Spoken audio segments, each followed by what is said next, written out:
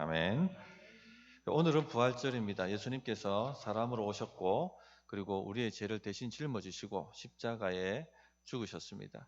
주님께서는 3년 공생의 기간 동안 내내 자신이 하나님의 아들 되심을 말씀하셨고 또 이 땅에 오신 이유가 인간의 죄를 대신 짊어지는 대속을 위해서 오셨고 또 부활하실 것을 말씀하셨습니다.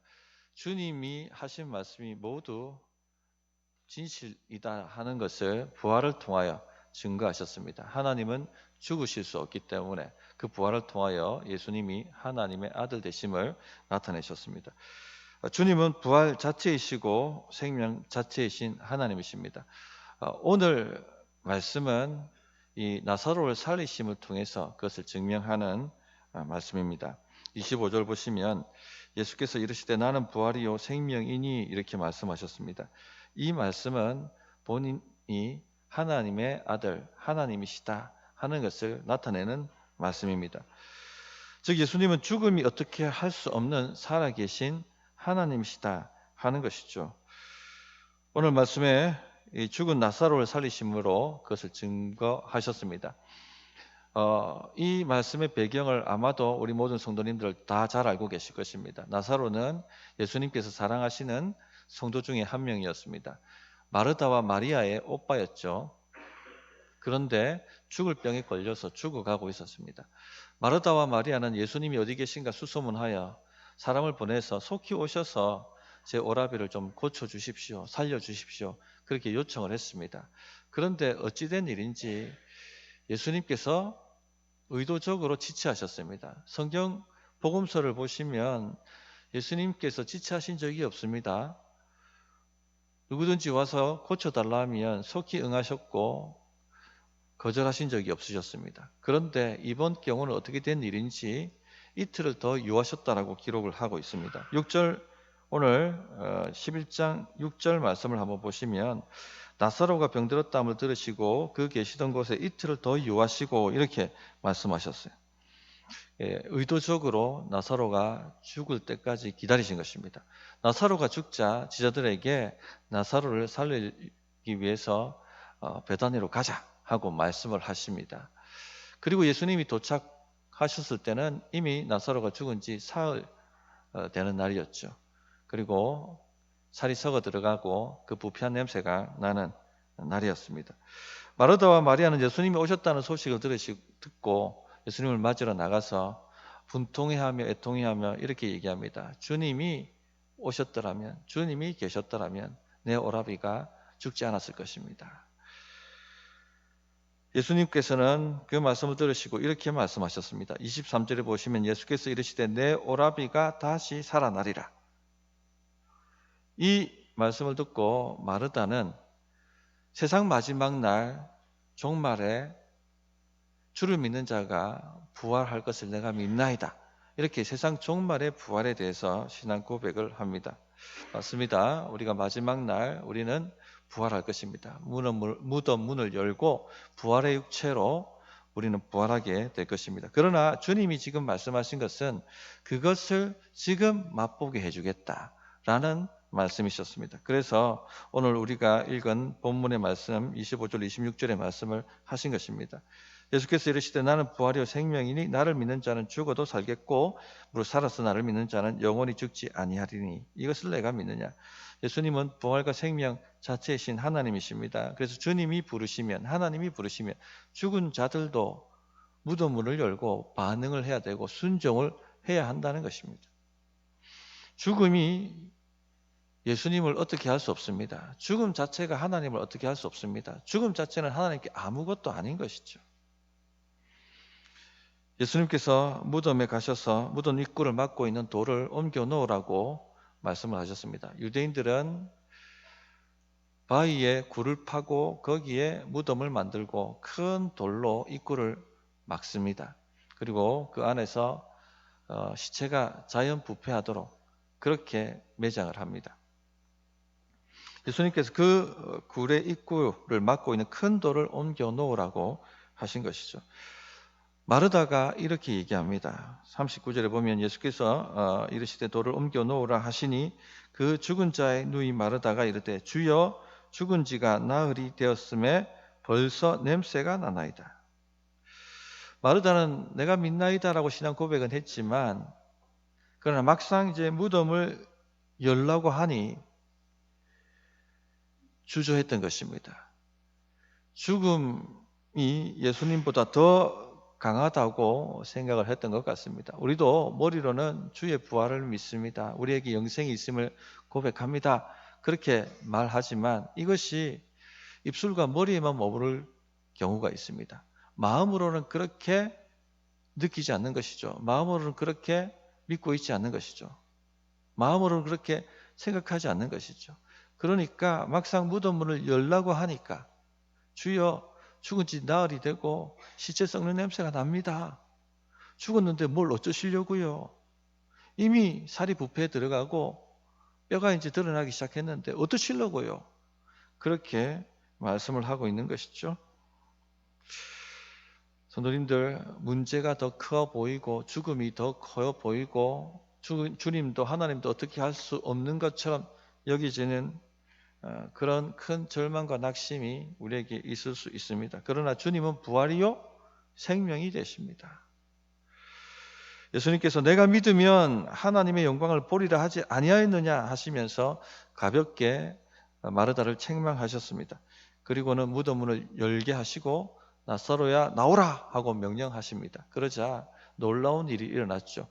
유대인들은 시체를 배로 동동 싸매서 안장을 합니다. 그런데 그 싸맨 채로 나사로가 하나님의 부르심에 응답하여 걸어 나온 것이죠.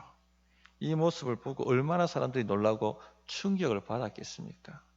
그래서 이 일로 통해서 많은 사람들이, 유대에 있는 많은 사람들이 예수님을 믿었다라고 말씀을 기록하고 있습니다. 우리 성도님들은 어떻습니까? 주님이 부활이요 생명 대신 하나님이심을 믿으십니까? 그렇다면 죽음도 어쩔 수 없다는 걸 믿으십니까? 죽음도 주님의 명령을 거부할 수가 없습니다. 그렇다면 우리는요, 주를 믿는 자는 죽어도 산다는 것을 믿고 살아가야 됩니다. 그래서 바로 주님께서 나는 부활이요 생명이니 말씀하신 다음에 나를 믿는 자는 죽어도 살겠고 무릇 살아서 나를 믿는 자는 영원히 죽지 아니하리라 하고 말씀을 하신 것입니다. 주님은 부활이시기 때문에 죽은 나사로도 살려내실 수가 있는 것이죠. 그래서 죽은 나사로를 살려내심으로 주님이 부활 자체이심을 나타내셨습니다. 또한 주님은 생명이시죠. 그래서 무릇 살아서 믿는 자는 모두 그 안에 영생이 들어갑니다. 영원한 생명이 주어지게 되는 것이죠. 무릇 살아서 나를 믿는 자는 하고 하신 말씀은 살아 있을 동안이 영생을 얻을 수 있는 유일한 기회다 하는 것을 말씀하신 것입니다. 성도님들, 예수님은 부활이요 생명이십니다. 주를 믿는 우리 안에는 영원한 생명이 주어져 있습니다. 우리가 죽는다 할지라도 주님은 주의 이름으로 우리를 이렇게 세우실 때 우리가 반응할 수밖에 없게 되어 있습니다. 물론 이것은 마지막 날 일어나게 될 것입니다. 그날에는 부활의 육체를 입고 우리가 영원한 삶을 살게 될 것입니다. 자, 이 믿음이 분명해야지 이 땅에 일어나는 죽음의 공포를 맞서서 이겨낼 수가 있습니다. 성도님들, 우리가 사는 삶에는요, 여러 종류의 죽음의 공포가 있습니다. 그것이 우리를 공격하고 우리를 좌지우지하려고 합니다. 최근 공황증이라는 질병이 많이 일어나고 있다고 말들을 하지 않습니까? 갑작스럽게 극도의 공포감을 느끼고 죽을 것 같이 느껴지고 호흡이 마비되어지고 사지가 마비되는 엄청난 불안을 경험합니다. 이런 분들이 많이 있다고 하죠. 제 주변에도 이 병 때문에 약을 복용하시는 분이 있습니다. 우리 사회가 스트레스 사회입니다. 심각한 정신적 압박을 받습니다. 이 죽음의 공포입니다. 일종의. 마귀는요, 이런 것을 이용하죠. 마귀는 사망 권세 잡은 자고 마귀의 힘은 죽음의 공포에서 나오기 때문에 이것을 가지고 우리를 공격하고 누릅니다. 게다가 이제는 죽었구나 생각되어지는 인생 위기도 우리는 종종 맞이합니다. 건강검진을 했는데 큰 병이 들었다라는 선고를 받으면 가슴이 철렁하고 두근두근거리고 앞으로 나는 어떻게 될까? 이런 생각을 하지 않습니까? 그때 다가오는 것이 무엇입니까? 죽음의 공포예요. 또 사업의 위기가 닥쳤을 때 혹은 실직의 위기가 닥쳤을 때도 우린 죽음의 공포를 경험합니다. 앞으로 내가 어떻게 될까? 그 생각하는 순간 가슴이 뛰고 잠을 잘 수가 없고 두려워지기 시작하지 않습니까? 대부분의 세상 사람들은요, 잊으려고 합니다. 술로 잊으려고 하고 혹은 오락거리로 마주하려고 하지를 않습니다. 아니면 극심한 스트레스에 빠지든지 깊은 절망과 낙심에 빠져서 스스로를 죽이려고 자살의 충동을 경험하기도 합니다. 자, 우리 성도들은 어떻게 이런 죽음의 공포를 대응해야 할까요? 신자들은요, 맞서야 합니다. 왜냐하면 주를 믿는 자는 죽어도 산다 하는 것을 믿기 때문에 죽음의 공포가 우리에게는 공포가 되지 않는 것이죠. 그래서 맞설 수가 있는 것입니다.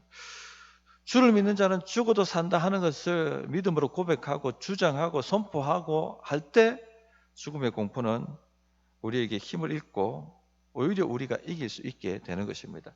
신사참배를 거부했다가 평양교도소에서 옥고를 치르시고 추록하신 추록 성도 중에 한 분이 조수옥 권사님이십니다. 이 권사님 간증이요, 신사참배를 반대하려고 하니까 두렵더랍니다. 왜 두렵습니까? 죽음의 공포거든요. 일본 경찰들에게 끌려가서 고문당하고 그 감옥에 들어가서 또 심한 고문을 당하다가 죽는 사람들이 많이 있기 때문에 두려움과 공포가 다가왔다고 합니다. 일본 경찰의 공포에서 해방된 승리자로 죽고 싶어서 기도를 했지만 기도하면 할수록 더욱 공포와 두려움에 휩싸였습니다. 라고 그는 간증을 합니다. 이 공포를 이기기 위해서 삼천포 와룡산에 올라가 기도했습니다. 경찰에 잡혀 죽느니 그냥 기도하다 죽겠다. 그런 심정으로 올라가서 밤새도록 기도를 하는데 기도하면 기도할수록 이 공포가 가시지 않고 더 두려워지더라고 합니다. 그러다 눈물 콧물 흘리며 기도하는데 얼마 기도했을까? 갑자기 이사야서 43장 1절 말씀이 가슴에 팍 하고 다가오는 것입니다. 두려워하지 말라. 내가 너를 구속하였고 내가 너를 지명하여 불렀나니 너는 내 것이라. 이 말씀이 가슴에 와닿자 공포가 사라지더랍니다. 생명이요 부활 대신 하나님께서 너는 내 것이라 라고 말씀하시니까 나는 죽어도 산다 하는 믿음이 올라온 것입니다. 공포가 사라진 것이죠. 암은 없다의 저자 황성수 박사님, 오늘의 교회 성도로 알고 있는데요. 그의 책에 보면 많은 암 환자들이요, 암 때문에 죽는 게 아니라 죽음의 공포 때문에 죽는답니다. 낙심이 찾아오고 절망 가운데 죽음을 초월할 때 오히려 치유의 에너지가 극대화된다. 그렇게 말씀을 하십니다. 그래서 암 환자들에게 기도해 주시면서 신앙을 가지라고, 예수님을 믿으라고 그렇게 권면을 합니다. 그리고 난 다음 믿는 자들에게는요, 살고 죽는 것은 하나님께 있습니다. 죽으면 천국이요, 살면 사명을 위해 사는 것입니다. 최악의 경우라도 천국에 가는 것인데 무엇이 그렇게 염려되고 두렵습니까? 이렇게 권면을 한답니다. 그러면 이 말씀 때문에 사람들이 죽음의 공포를 벗기고 마음이 위로를 받으니까 치유가 더 극대화된다. 그렇게 말씀을 하셨습니다. 전에 말씀드렸던 최영기 목사님의 얘기하고도 똑같은 맥락이에요. 실직의 두려움, 실직의 공포를 어떻게 이겨내셨습니까? 내가 실직하면 어떻게 될까? 길거리에 나앉겠지. 그러면 어떻게 되지? 굶겠지. 굶으면 어떻게 되나? 죽겠지. 죽으면 어떻게 되지? 천국 가겠지.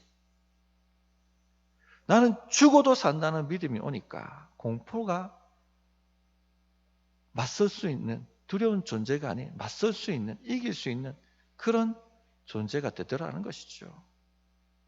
결국 나는 죽어도 산다는 믿음이 올라오니까 더 일을 잘 감당할 수 있게 되고 더 여유가 있게 되고 더 능력이 있게 되었다라고 말씀을 하셨습니다. 그렇습니다. 성도님들, 우리는요 부활 생명을 가지고 있는 사람들입니다. 이것이 세상 사람들과 다른 점이죠.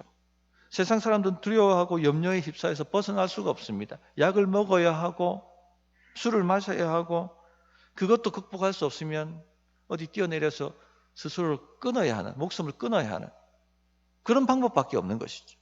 그러나 신자는요 부활 생명이 있기 때문에, 죽어도 사는 능력이 우리 안에 들어와 있기 때문에 이 공포를 맞설 수가 있습니다. 마음의 여유가 생기고요. 그래서 환난 중에도 뭐가 생깁니까? 기쁨이 생깁니다. 담대함이 생기고, 그리고 그렇게 나아갈 때 역전의 역사가 나타나게 되는 것입니다. 오늘은 부활절입니다. 부활과 생명은요, 영생은요, 먼 저 나라, 달나라의 얘기가 아닙니다. 언젠가 그 얘기가 아니라 바로 지금 우리 얘기입니다. 그래서 사도 바울은 고린도전서 15장에 사망아, 너의 승리가 어디 있느냐? 사망아, 내가 쏘는 것이 어디 있느냐라고 사망을 향해 일갈하지 않았습니까? 죽음과 맞설 수 있는 사람, 성도밖에 없습니다. 우리는 죽어도 사는 존재입니다. 그러므로 우리 안에 있는 이 부활의 능력이 극대화될 수 있도록 이 부활의 주님을 붙들고 믿음으로 살아가는 우리 모든 성도님들 되시기를 바랍니다. 1분간 기도하겠습니다.